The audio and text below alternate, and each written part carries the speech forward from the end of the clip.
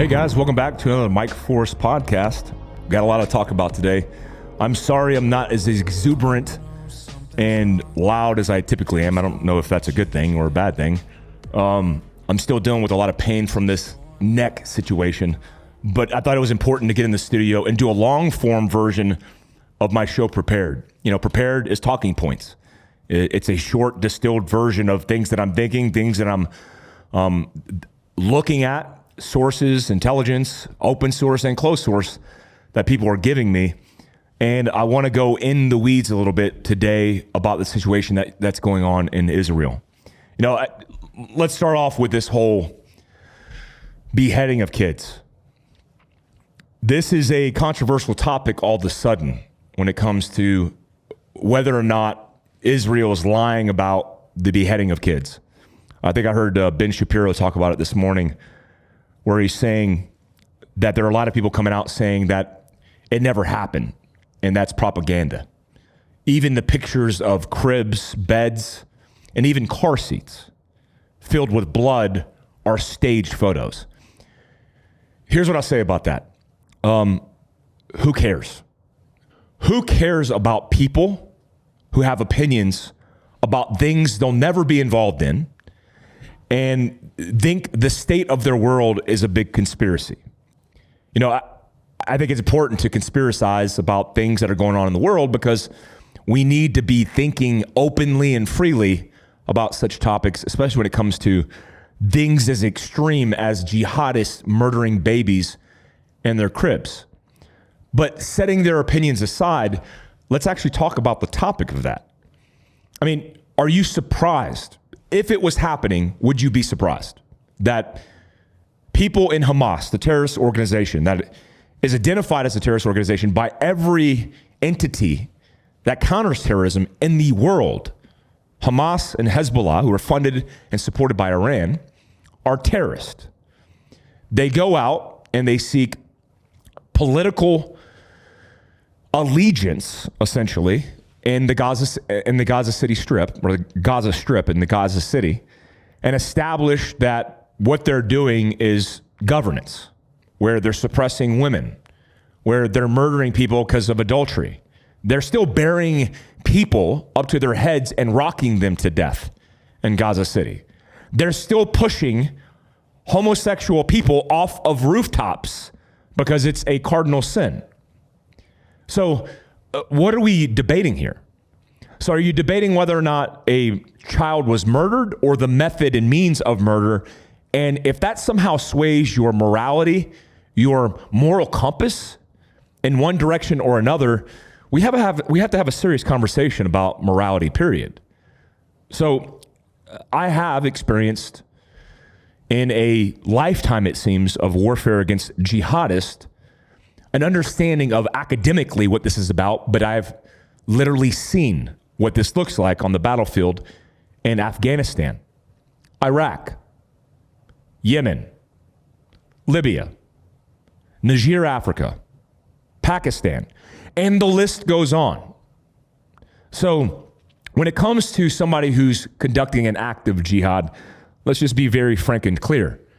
Martyrdom is an offensive tactic that's laced in morality.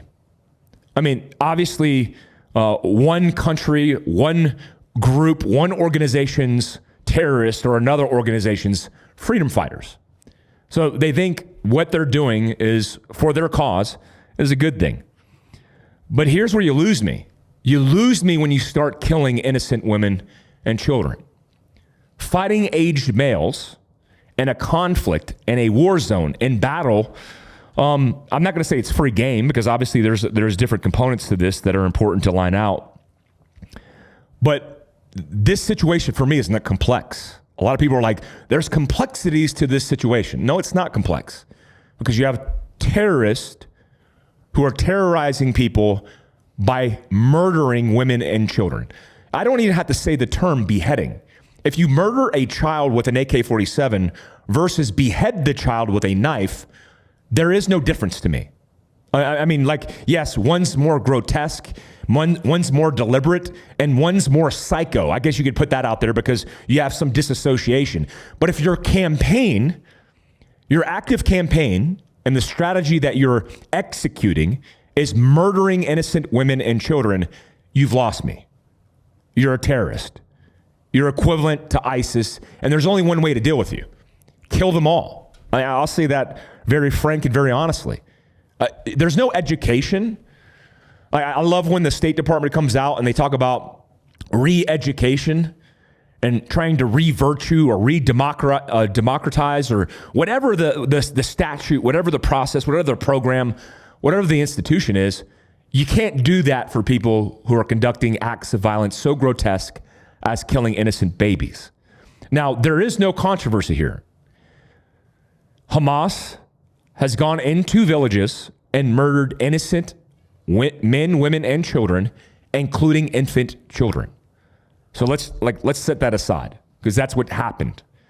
Now, what I see obviously in the retaliation, the response from the Israelis is an appropriate response in dealing with Hamas, who now lives predominantly, exclusively in Gaza City.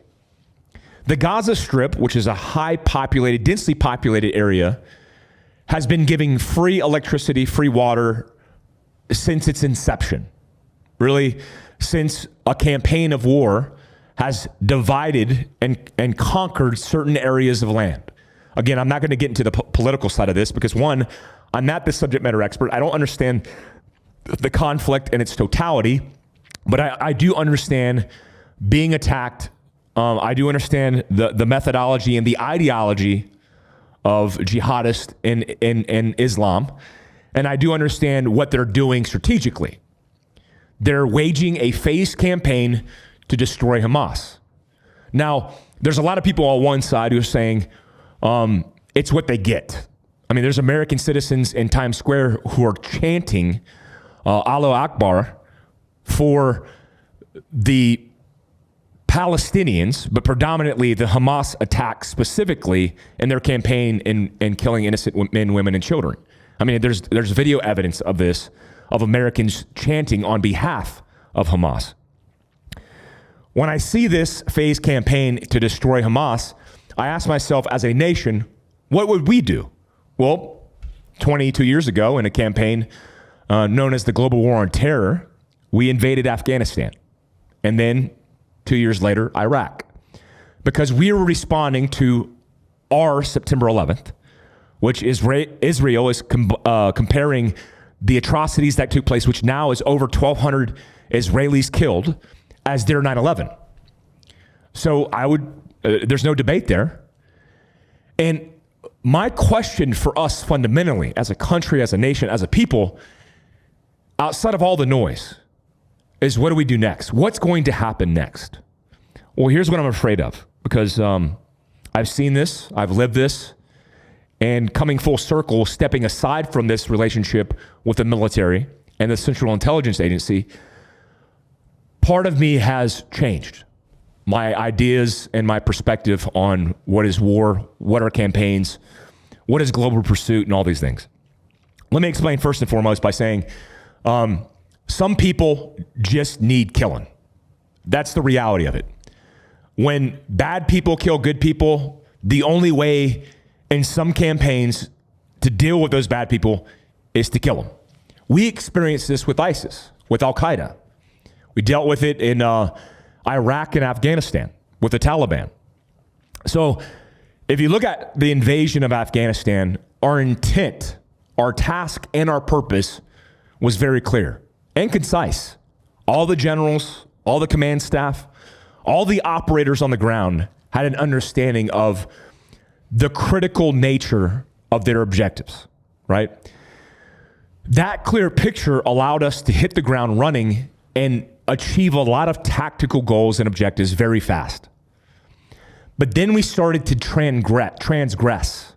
We started to lose sight of the task and purpose, and also the clear objectives that we set forth. And we stayed there. And what was an invasion to kill and capture bad guys that were responsible for 9/11, which I don't know if you remember this, but 9/11 was started by 19 Saudis who were trained in America, who took airplanes, not guns, not fully automatic rifles, not explosives, but box cutters and airplanes, and murdered over 3,000 Americans. We went into Afghanistan looking for the origin of Al-Qaeda, which were definitely in the hinterlands of Afghanistan, and we accomplished that very quickly. I mean, friends of mine, Jamie Caldwell, who's openly advertised this because he was in Tora Bora, was on the ground where we were dropping bombs over Osama bin Laden's head. Somewhere along the way, we lost sight of the task, the purpose, and the mission. And that happens. I know it happens because I spent time in the military where I saw a turnover.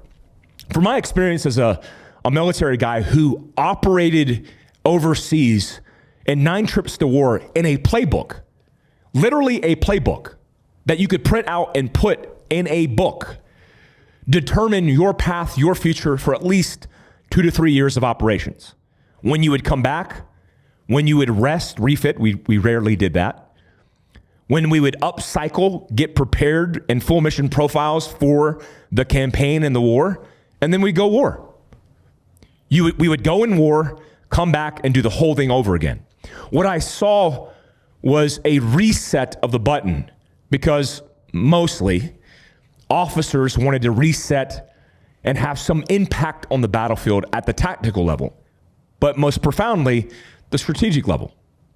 Now, how do you think this works with a president, a sitting president that hopefully will only last 4 years, where they want to make their profound impact? And then that impact is handed over to another person with other objectives, and they want to make their impact. I saw it on officer evaluation reports where officers at the command staff, especially the battalion level, wanted to make their impact. They wanted on their officer evaluation report some distinct, specific campaign and line of effort to be noted so they can make the next rank. And I hate to say that out loud, but you should know. Because even at the tactical level, we make these profound mistakes that shape a picture at the strategic level that continues these wars, where my son can literally die in a campaign that I started if we don't have this conversation. So yes, Israel, my thoughts and prayers are with them. Here's what I know we should be doing that we're doing right now. Joint Special Operations Command, out the gate, has deployed. I mean, that's open source. I even saw a thing on Fox News where they said DevGru deployed and they're ready to do hostage rescue. And it's funny, people commented like, there goes OPSEC is out the window. Well, if you didn't assume that DevGru was going to go and do hostage rescue of American citizens, given their charter and their history, and also all the books they wrote about it, then you would be mistaken because that's what they do. So no surprise there. Joint Special Operations Command's job is global pursuit of terrorists and terrorist activity. Let them do their job. The problem I have is when we're strategically and now tactically looking out how we support the war effort with boots on the ground in the future. Now, let me ask the question simply. You might know. If you know the answer, leave the comments down below. Did Israel support us in the fight against ISIS? I don't know if they did. I don't know if they did. Who's supporting Israel right now? When we were fighting a campaign against ISIS, we're 75th Ranger Regiment, all the battalions, special missions units, and U.S. Army Special Forces Command was killing bad guys in Syria with no cameras in sight. The same guys who made the propaganda and the videos of beheading kids, of having kids take pistols and run and murder in a game, murder innocent hostages, of putting innocent people in cages and dunking them in pools until they drowned to death. and burning people alive. Who was with us in those campaigns? Very few countries. The coalition was very much so reduced based on that. When we pulled out of Afghanistan, who was with us to the very end? And how did we treat coalition partners in the pullout of Afghanistan? I love how reported Secretary Blinken, which is the most incompetent Secretary of State I've ever seen in generations. Also, in my entire military and CIA career, the worst political actor I've ever seen. Somebody who's defending Iran by saying, we see no support between Iran and Hamas. You have to be shitting me.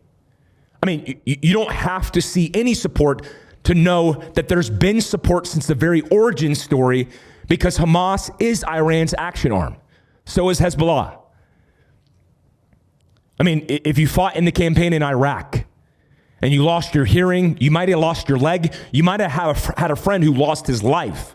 That was likely from the Iranian support to Mahdi militia, Muqtada al-Sadr's Mahdi militia in Sadr City. So the fact that Blinken's on TV saying that there is no tie-in, when we know there's a tie-in, that intel will come out, and then going and saying he is going to act as the representative in Israel to negotiate and talk to the Israelis about hostage negotiation? How did that work out for us in Afghanistan, where we left tens of thousands of innocent people behind, to include American citizens? Where the State Department planned a non-combatant evacuation whose job it is of the military to plan and execute. This is the state of affairs we're in politically, which is why I don't want to see militarily any of our institutions committing anything, no matter what the campaign is, if it doesn't involve us as a country. Now, I think JSOC at the tip of the spear is good enough. Send our special operators, send our special intelligence agencies, send all the ISR, intelligence, surveillance, and reconnaissance support and assets to bear. Send our CIA, our NSA, our NRO, the list goes on, and support them every step of the way. But leave our military out of it. Leave the taxpayers' funding outside of those organizations I just listed out of it. Because we have a lot of problems on the horizon that we're dealing with right now, that we're going to deal with in the near and long-term future, that we have to wrap our head around. Hamas has been Hamas since the 80s, since the PLO. Israel has been dealing with this for thousands of years. I don't care what team you're on, the Palestinian team or the Israeli team. It makes no difference to me. I am an American first and foremost. I care about American interest first and foremost. What I just said is a great way to strategize and tactically consider in weighing our support for Israel. Because at the same time, with the left hand that we're speaking, the right hand is embedded completely, like the impingement, ironically, that I'm dealing with in my neck. The right hand is completely numb because it's buried in Ukraine, where we've invested more in a 20-year war in Afghanistan. In a short period of time, we've invested more billions of dollars than we have in the entire global war on terror in Afghanistan. And that is dumbfounding to me. Because if you look at all of the issues that we're dealing with here at home, you should be concerned. I love how the administration is churching up all these whack statistics. I could feel it. I'm an entrepreneur. I own a business that employs a lot of people. My entire company feels it. The people that I deal with and interact with and partner with in business feel it. And it's not just economic woe. It's all the issues that we talk about and prepared on our show on Mike Glover Actual. It's all the issues we've been covering on the border, so on and so forth. Violence, suicide, mental health crises across the entire United States. These are the issues that we need to deal with right here, right now. And the only analogy I can think is like, it's like the oxygen mask dropping down out of the cabin. We're so willing to hand over the oxygen to partners where we're dealing with record amounts of debt. In a recession, we're still continuing to hand out scarce resources, spreading ourselves thin by handing over the O2 mask to everybody else in the world, but we can't handle our own problems. I made an example of this on Twitter, which I talked about. It's more like your uncle who comes over and he talks crap about everybody in the family, but he comes over and he's drunk. He's got a pill problem. He drinks too much. He's got all these issues. He talks about his ex-wives, but he can't hold down a relationship. That's our country right now. You want to virtue signal all the things that you're going to do to repair the world, but you can't take care of yourself because you're not willing to put O2 on yourself to improve your health and wellness. At least the politicians aren't before handing it over. The war machine, the military-industrial complex, is a hungry machine. I've been in those turning gears, and I bought into it.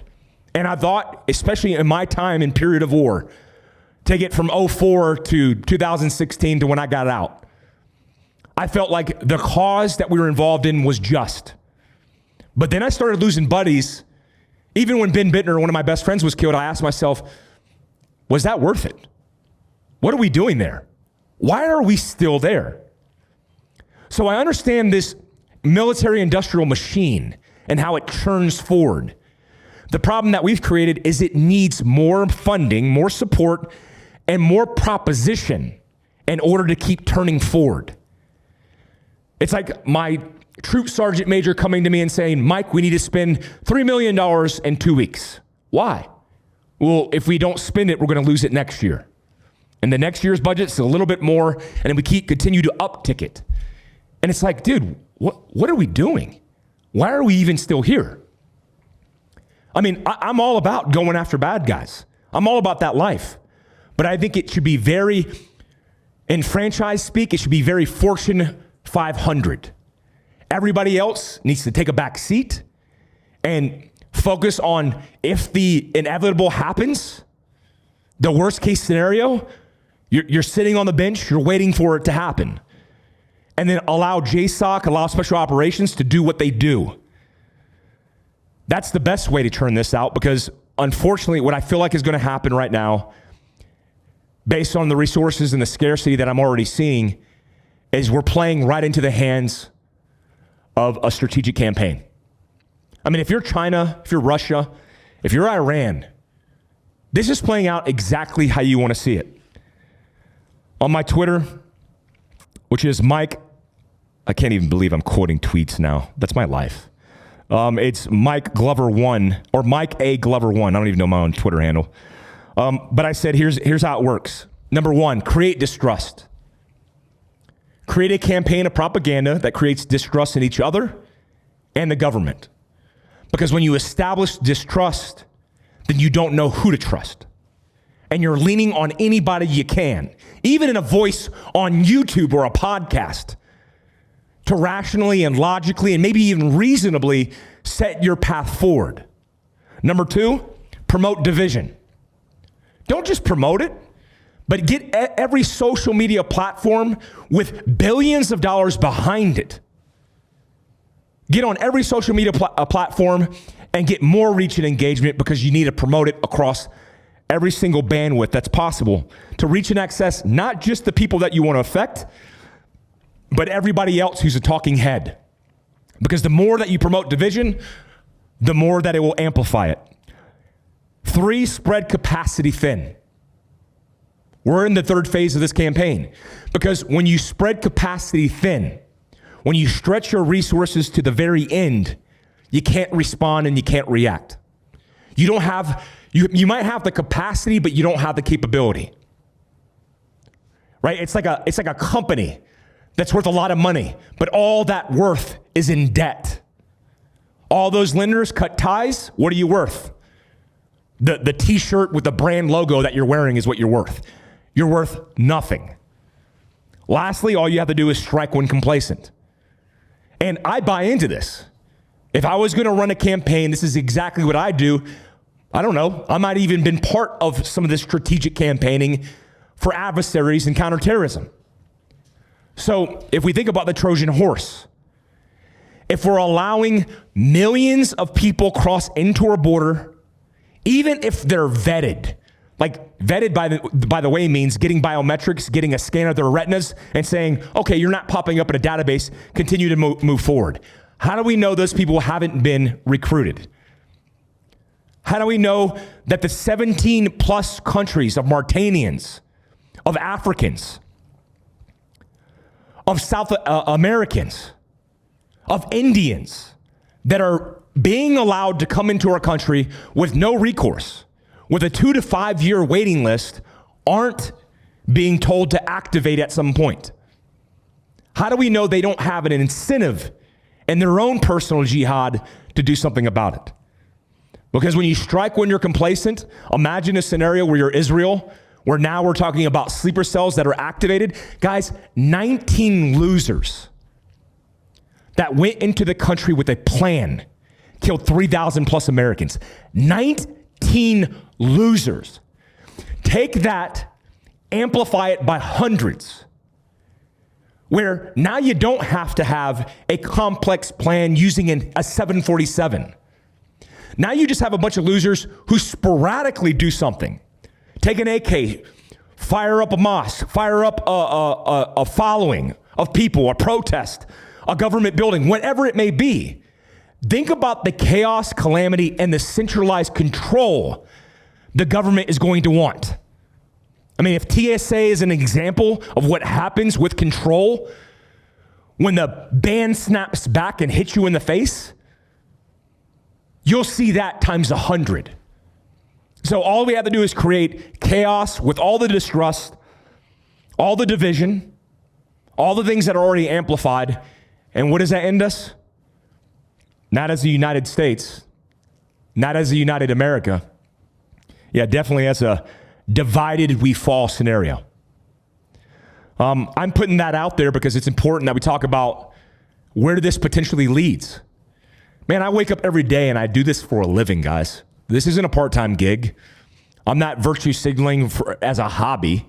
I do this and I look at all the things, all the pieces of the pie, and I ask myself, putting your Sergeant Major beret on, analyzing this information, understanding security and counterterrorism and how this works, what is this?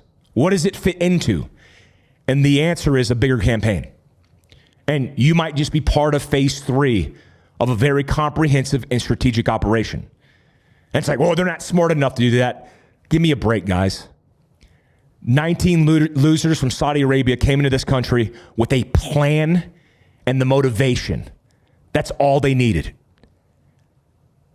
Those same terrorists are another country's and another movement's freedom fighters.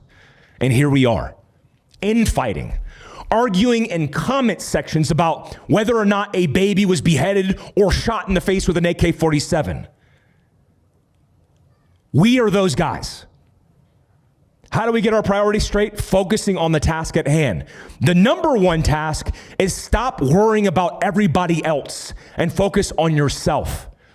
Don't be the country that's virtue signaling and talking shit about everybody else and not fixing itself. Be the person, be the family, be the institution, be the community, be the state that's addressing it in your own way to repair, ground up what you have to when shit does hit the fan, because it will. And the question is, are you prepared? Because we get told all the time, oh, Mike, you're just fear-mongering.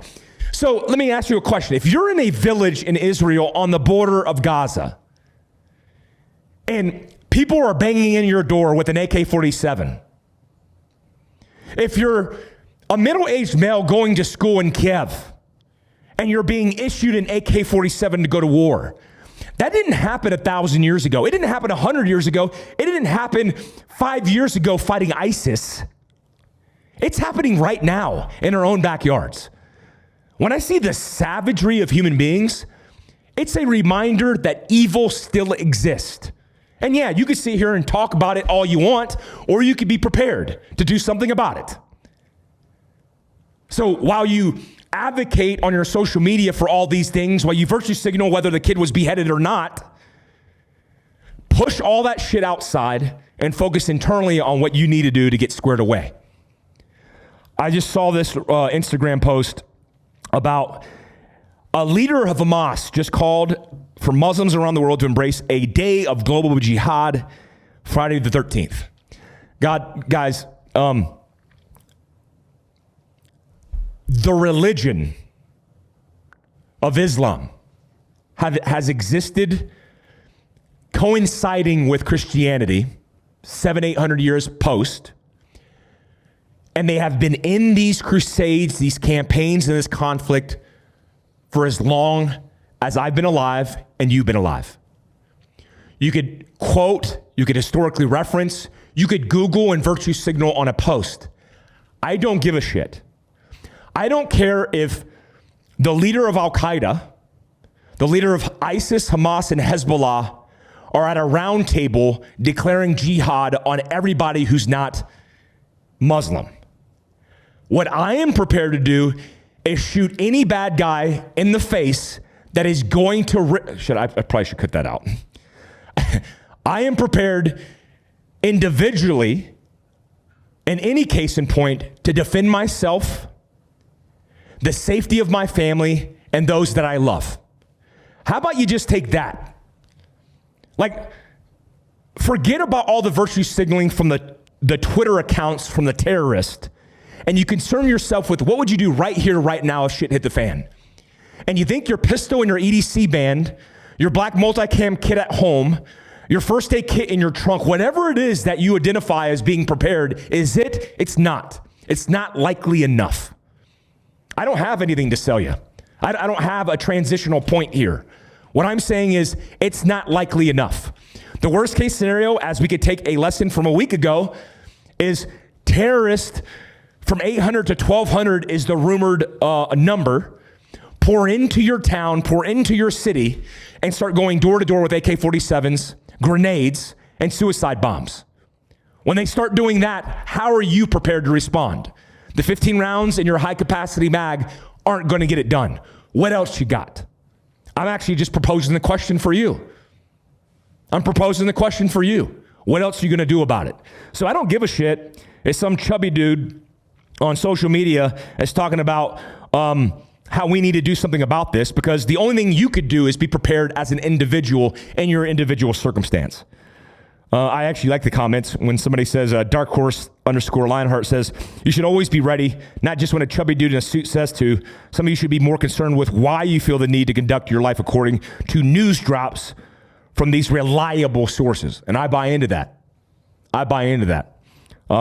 What I'm focused on predominantly, and I get it, I'm concerned with what's going on in Israel because it does affect us as a nation.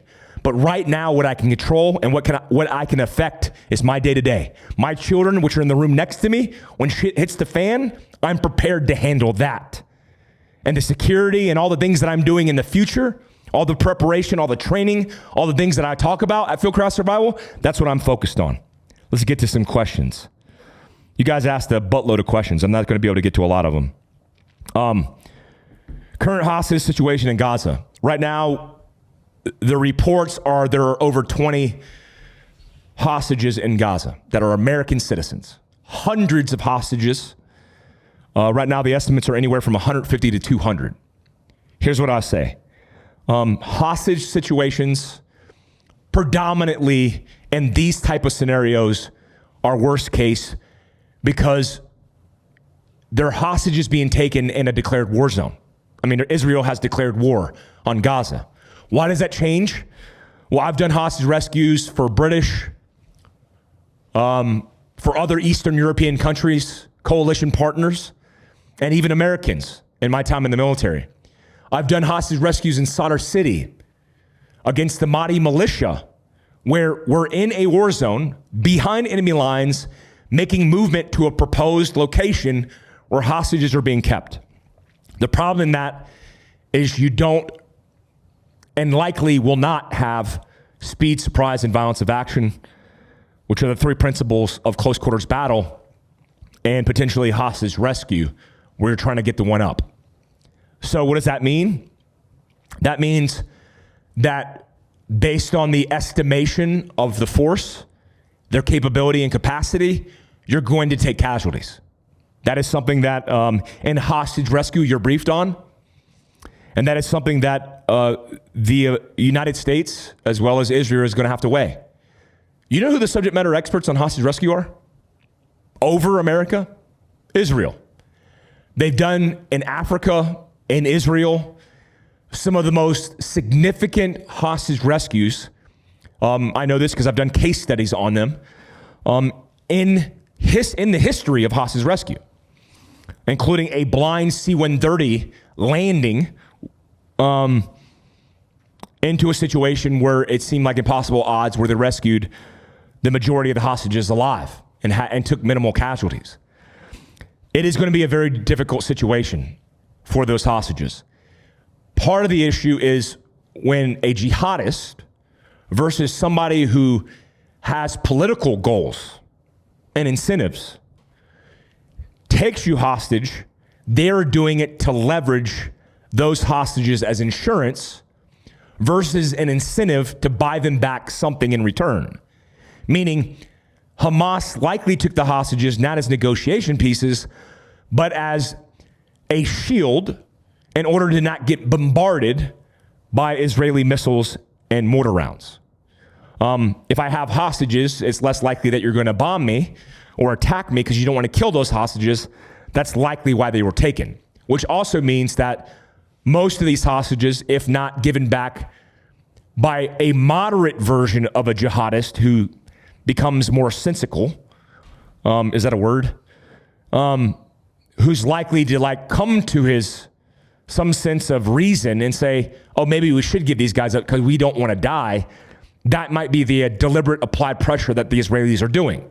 Because if I carpet bomb you, strategic infrastructure, which Hamas puts under civilian cloak and dagger, literally puts tunnels underneath buildings that are civilian buildings, literally puts Hamas political, administrative, and terrorist organization cells in buildings with civilians. Well, you see how that's a dilemma. It is a crisis that American special operators and Israelis are used to.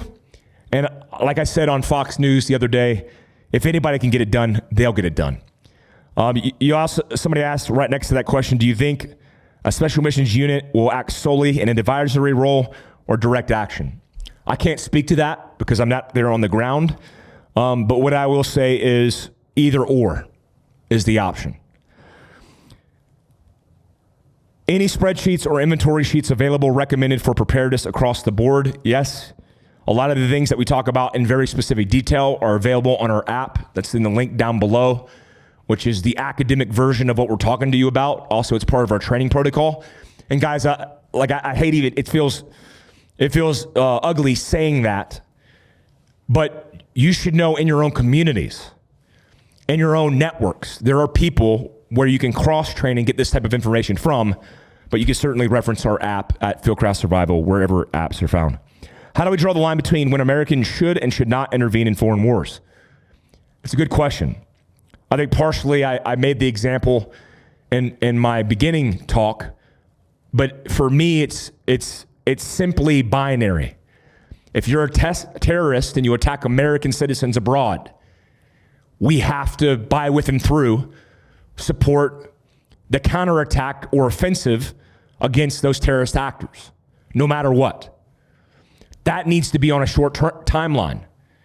And if we're investing anything more than a short timeline and retaliating against those networks or destroying, like we did in ISIS, those proposed networks, then we are getting into a gray area that I do not like. We're getting into the 60s and early 70s leading up to the Tet Offensive, where we're now overly committed to a war and we don't understand why tens of thousands of Americans are dying at peak, thousands of Americans a day dying.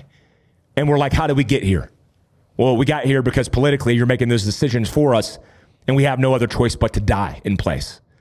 So those are military strategic objectives typically, and let's set the political aside and handle those diplomatically where necessary. One of the biggest problems is we're dealing with an incompetent president and administration who doesn't know how to do either, who's using its Secretary of State to handle military issues in a diplomatic capacity, which is why we have the Department of Defense and the State Department. I have my concealed but never carried times are changing. Suggestions to start. Yes.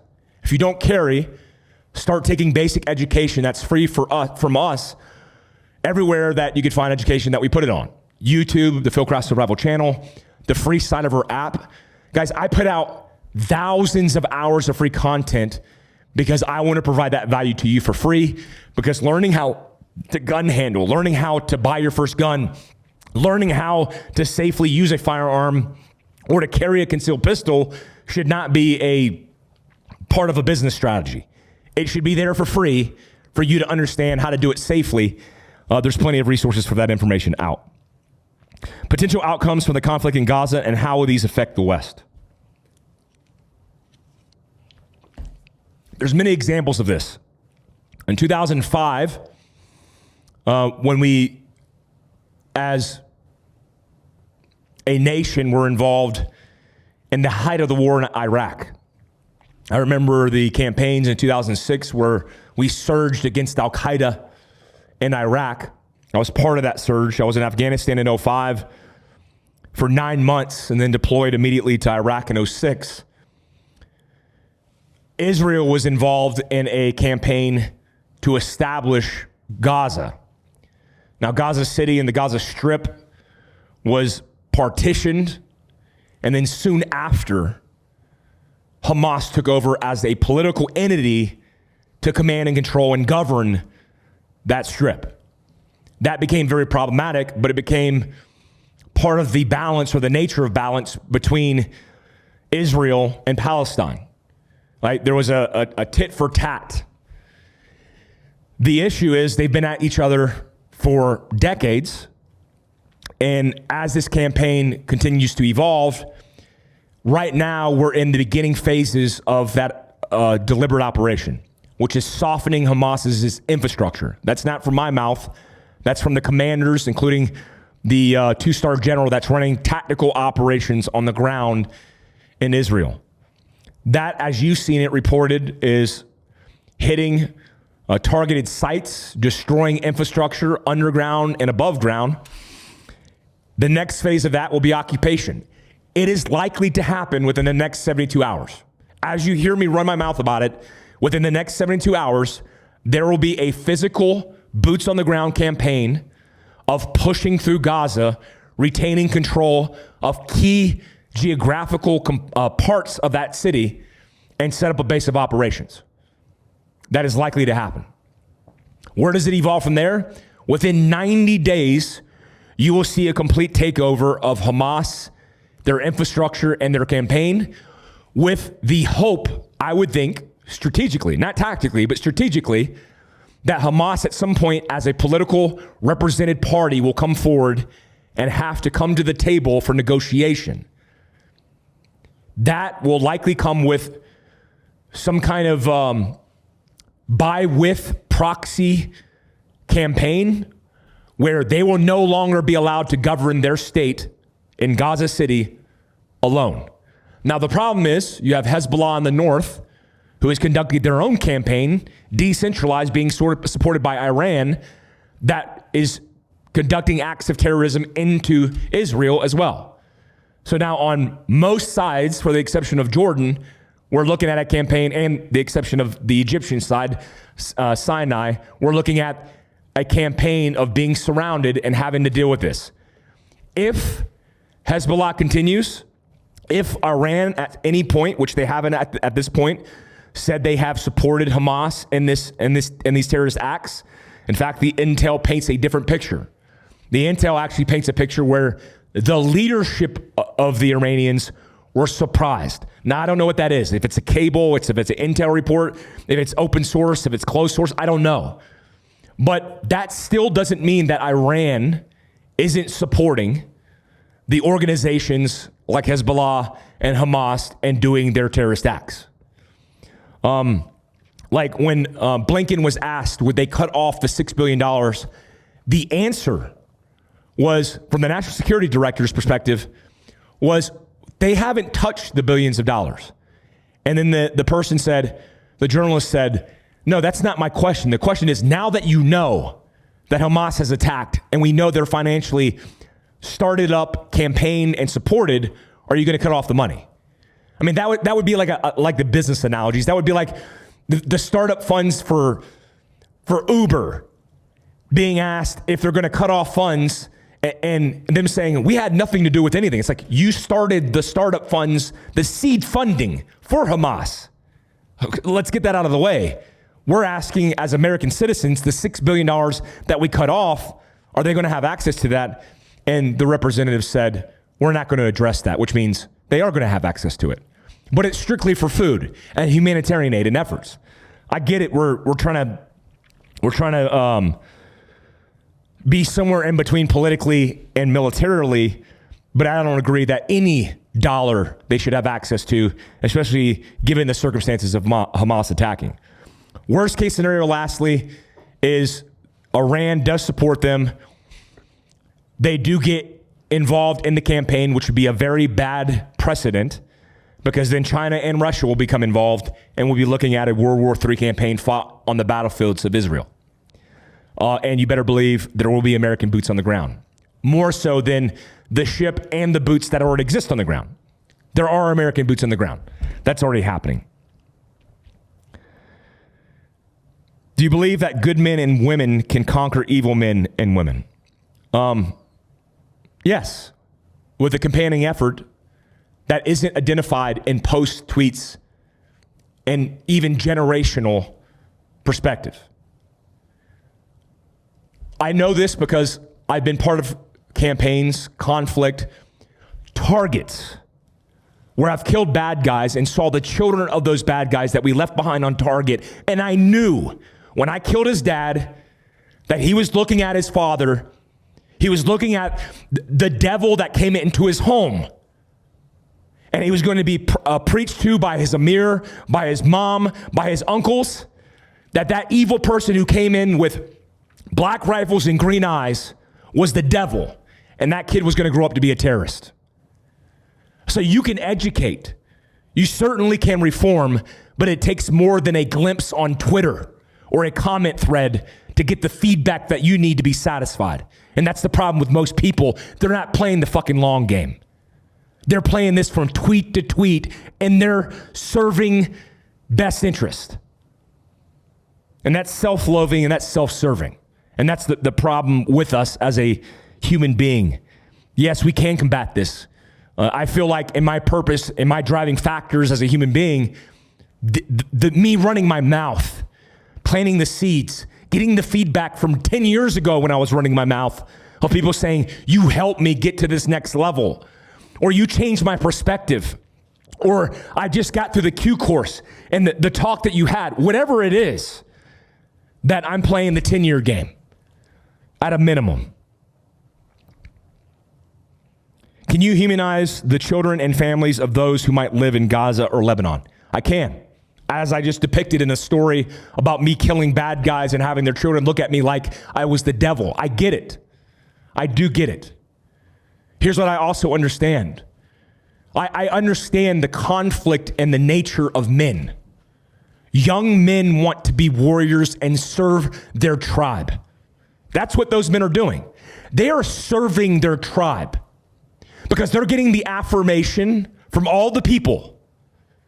They're getting all the affirmation they need to commit an act of martyrdom, which for them, death is greater than life, which is why I've bridged respect. I bridged respect when it came to the conflicts I was involved in and the enemy I was fighting. The same things that the campaigns in World War II of veterans had for the Japanese and the Germans, where they knew they were fighting and willing to die for their cause. I get that. But I also understand what atrocities are, what massacres and murders of innocent people are.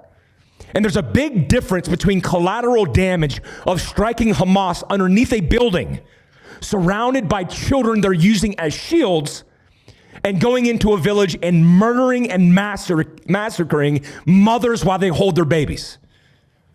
I will never be able, as a human being, to not delineate the difference between the two. But I do understand that women and children, innocent men, will die in both sides of this campaign.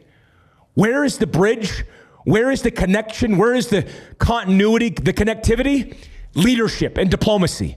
But the problem is we don't have the right leaders in the right places to bring people together, because everybody has their self-loathing and self-empowering objectives.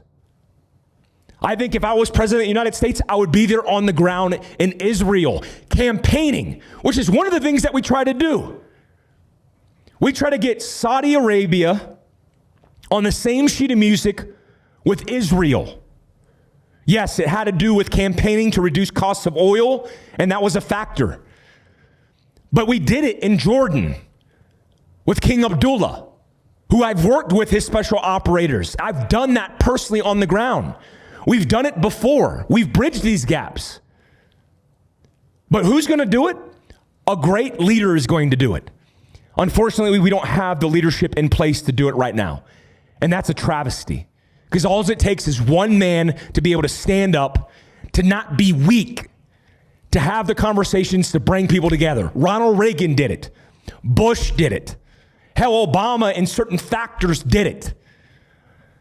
You think Biden's going to do it? I don't think so. How concerned are you about Hamas activity on American soil? I'm very concerned. It's not even Hamas. Hamas is a small player. I mean, the fact that Hamas launched paraglides while diverting simultaneously under rocket attacks, that is going to divert everybody's attention. All the systems, all the satellites, all the ISR is going to be diverted. And they flew under the radar, literally, to conduct an act of violence in these villages is a campaigning effort strategically of their willingness and capability to conduct violent acts against Israel. You don't think they have the ability strategically and tactically to embed in this country?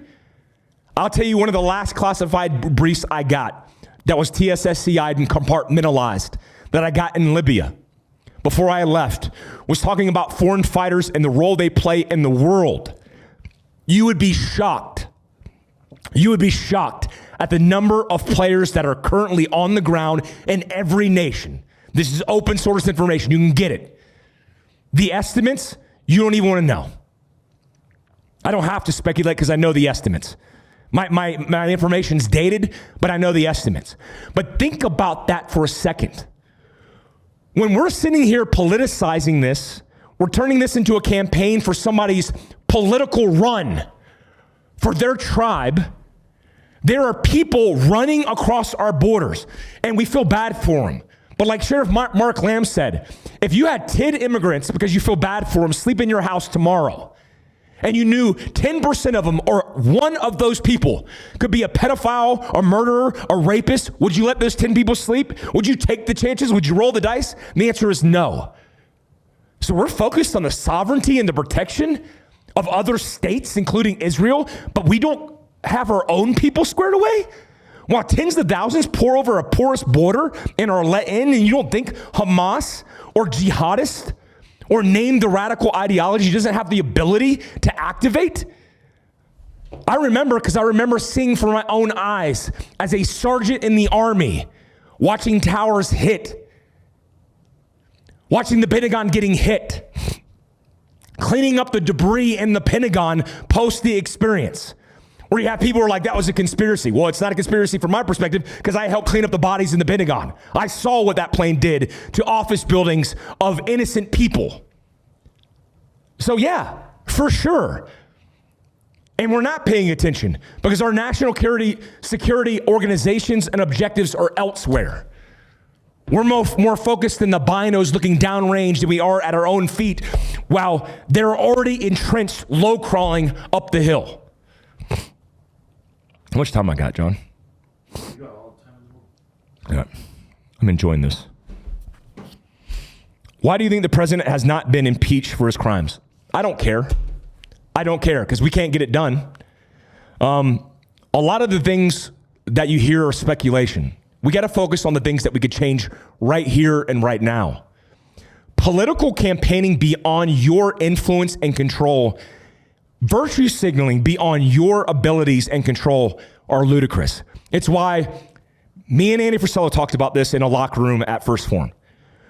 All the things that we talk about, I always bring it back home to you have the power. Andy does the same thing.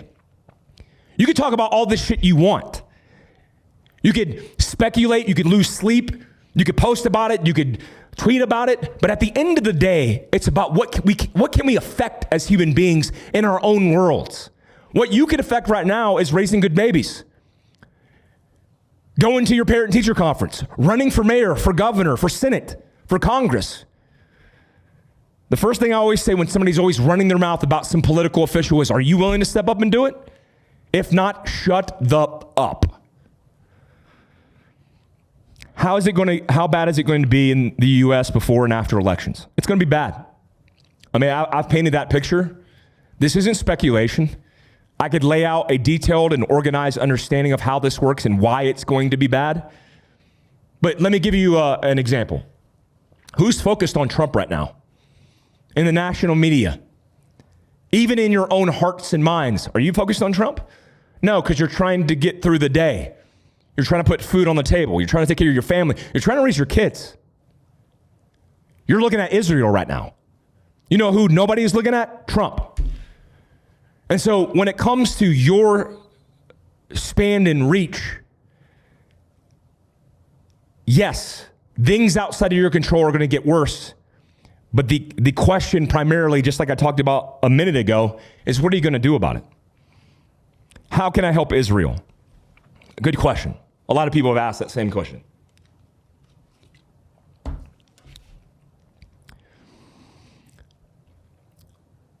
Don't focus on Israel because you can't help Israel. Your posts, your tweets, your anger, your comments, that's not helping Israel. You know who's helping Israel? Joint Special Operations Command every single minute of the day right now, because I know those men and women are helping Israel. You know who pays for Joint Special Operations Command to do what it does? You do. Your taxpayer dollars are going to work. Where you could help Israel is where you take a step back and you start getting loud when you realize we're overcommitting too much to a campaign we're not directly involved with. Middle Eastern security and sovereignty hinges on Israel's ability to retain security and control in their state. No doubt. I'm not going to debate that. I've seen it. I've been involved in that. I get it. But personally, there's nothing you can do. Like I see Save Our Allies, I see a lot of organizations going out. They got it handled. Support a non-government organization you see helping the people on the ground. I'm a big proponent in helping non-government organizations because I've seen all the bureaucracy, all the money, how it's funneled, how it's utilized. Private help is the best way that you could help.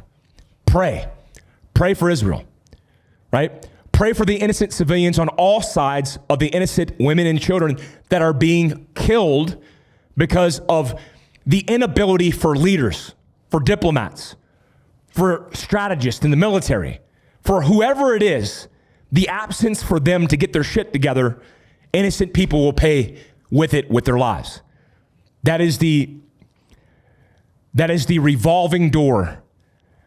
That is the sad irony of war and all the things that go in between men's conflict with each other.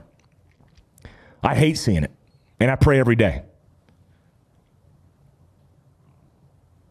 What do we do? How do we respond if politicians support foreign domestic terror groups?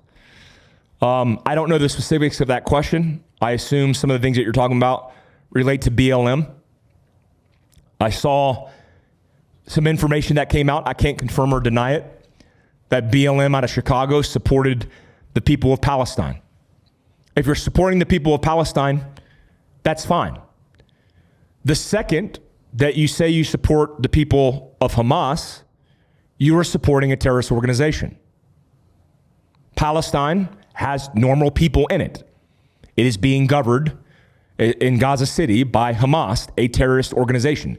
Not only declared, but they just proved they have the same capability as ISIS in that they've conducted terrorist acts against innocent people. So if you want to stand and support anybody as a political leader, I get it.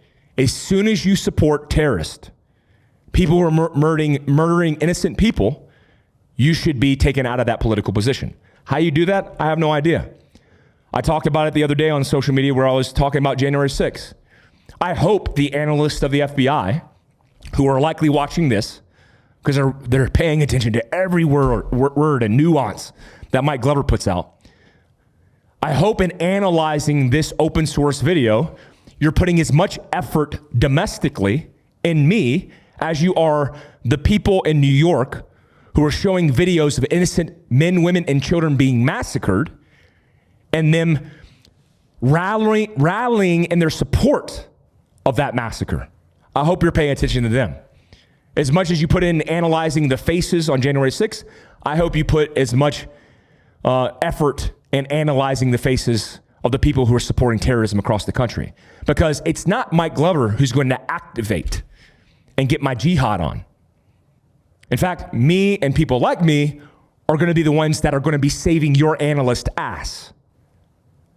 It's the people who support terrorism and radical embedded ideology in their soul who are going to pick up arms against the infidel. That's who you need to look out for. I'll do 3 more questions. Legally, ethically, how do we stand up and fight for our freedoms here in the United States? I mean, that's been outlined pretty clearly. I believe in the laws, the regulations, and that support the Constitution, of course. I think you should get involved. I mean, one of the things that I wanted to do post my military experience, I actually applied for law school because I wanted to be a constitutional lawyer. It's something very deep in my nature that if I'm going to talk on the subject matter or just be an expert in the subject matter, I want to be academically schooled in all of the details of it. How you can do that is the same, but you don't need to be the lawyer, the influencer, the congressman. You could be the teacher, the professor, the good dad, the good parent, the preacher, right? The good community leader. So legally and ethically, you'll never see me advocate for the breaking of our laws unless it's radically infringed upon by these actors. Now, that's already happening depending on what state you live in, but currently in my position, with my ass sitting in this chair in Provo, Utah, it doesn't exist where I live. If that happened where I lived, I would be one of the first people to stand up and take on the responsibility. I would run for governor of Utah. Do I want that? No. But if there's a need in haste because we see things turning inside out, I will do what I have to do. And you should do the same. Last question.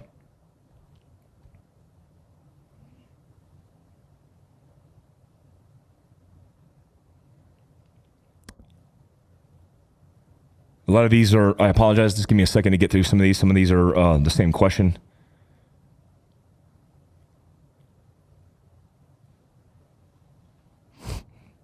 Somebody says, why is the current war in Israel different from their past wars and how can it play out? If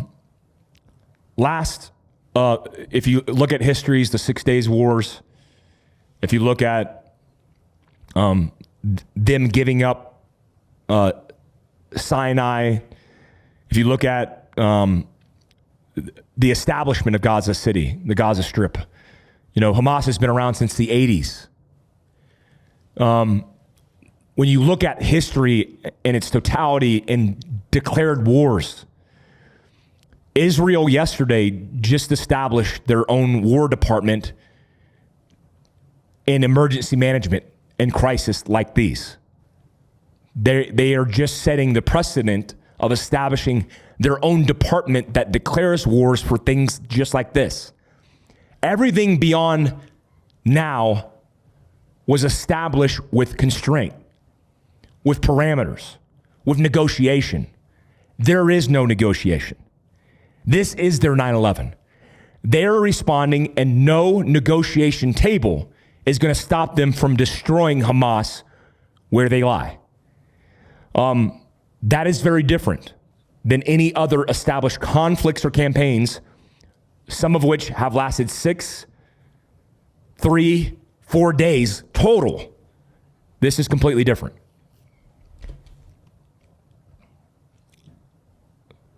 Last question, which I want to answer because I want to speak on this, is will you relinquish your property to the native Indians? It's an interesting conversation to have. And I won't even say who said it because I don't want you to be offended. Will you relinquish your property to the native Indians? So Native American culture, as you know, because I assume you're studied in your own culture, and I assume that you're Native American if you ask me that. Maybe not. But let me give you an example of that question. We established that tens of thousands of years ago, 10,000 years ago, that there was a land-sea bridge that existed north of us. That's how we settled the North Americans.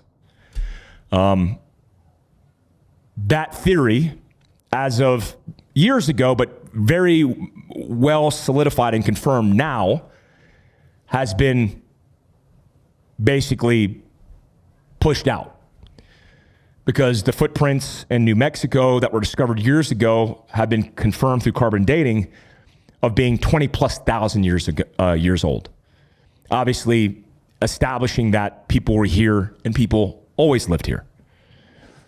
Now, if you understand Native American culture, because I certainly do, you would know that the conflict between the Native Americans and the Mexicans was more brutal than the conflict between Native Americans and even Americans, even settlers. I mean, in a case in point, I talk about the examples of brutality as it relates to children. This idea of going after children is not new. It's literally written into the history books of both Native American and Mexican culture and establishing power and dominance. Taking a baby, pioneer, Mexican, native, whatever it might be, depending on what side you're on, and frapping their heads against trees. There's, in our recent history, documentation of this taking place via especially tribal Plains Indians and their raids.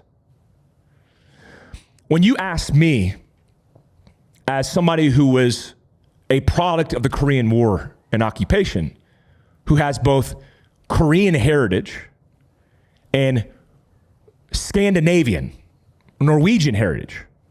Everything north of Ireland is where I come from. You're asking a very, you want a simplified answer, but it's more complex than me and you. Because the example that I want to use for you is understanding where you fit into the picture. I wasn't born on a reservation. I wasn't born into poverty. I wasn't born a slave, nor am I the children of slave owners. When it comes to white and African American history, we make it very binary for the ease of us concluding what we want to feed our narrative or our objectives. I mean, it's the flawed approach to everything philosophically and us learning from past mistakes in history. We want everything to be a 1 or a 0, but it's not. So if you take the example of slavery, for example, and Eastern European settlers, am I to blame? No. My family on both sides immigrated here. My mom met my father, who was a soldier in Korea in the 70s, thus giving birth to me at Fort Ord, a military base in California. I had no option because I was born into that position. I'm thankful for that position because I was born here. You likely are in the same situation. So whose fault is it? Well, I'm not pointing fingers. Because if I was handed the same cards in a different position and place, I wouldn't ask those questions because that's not how we fix anything. So I was born in Africa. I mean, man, I was dealt the bad hand. And that sucks I was born in Africa. No, I do the best I can given the circumstance that I'm born into. And I'm more focused on progressively, which is a bad word to use in this context, but what I mean is evolving myself and my future for me and my family in a positive direction. What happened to your people, and even what happened to my people. I don't know if you know Korean history, but let me remind you. The Japanese, after they were expelled from Korea, after raping and pillaging my people, were then handed over to the Russians and the Chinese. And Korea was used as a pawn, and who was going to take over the asset. If it wasn't for 40,000 plus Americans giving their lives and campaigning against this for their own incentives, I'm not blaming the incentive. I don't even care about the task and purpose of the strategic incentive. I care about the man or the woman who sacrificed their blood, their generational evolution, their life in the Korean War from 1950 to 53. I am very lucky to be born in this position that I was handed. I could make the same case and argument for you because I'm optimistic about your future. You seem to be a pessimist because of your position. You're asking the wrong questions. As Americans, we could lean forward with the situation that we were dealt, or we could dwell in the past and go in circles again and again and again and point the fingers at each other again and again and again. But that's not going to positively influence our future, my kids, your kids, and it's not going to change a damn thing for anybody's lives in the future to come. That's my answer.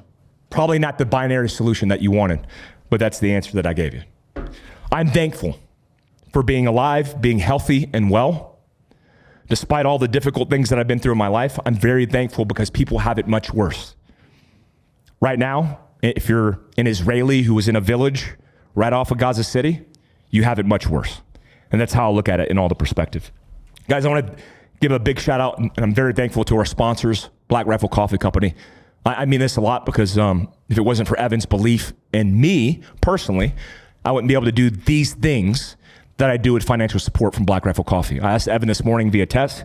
I said, hey, can I offer Mike Force any incentive? And he gave me 20% off using Mike Force 20. That's the coupon code Mike Force 20 for any of their sub packages. You could use that and the links down below. It's the least I could do for people who believe in me. Guys, I appreciate you. I hope you enjoyed this episode, whether you were listening to it or watching it. If you're listening to it, you can catch us on YouTube at Mike Force Podcast. Also, the show where we talk prepared. That show is available at Mike Glover Actual. All these links are down below. Subscribe, hit the notification tab, all that good stuff. I appreciate you guys. I appreciate you guys listening to me, and I appreciate all the support. Till next time. Peace out, guys.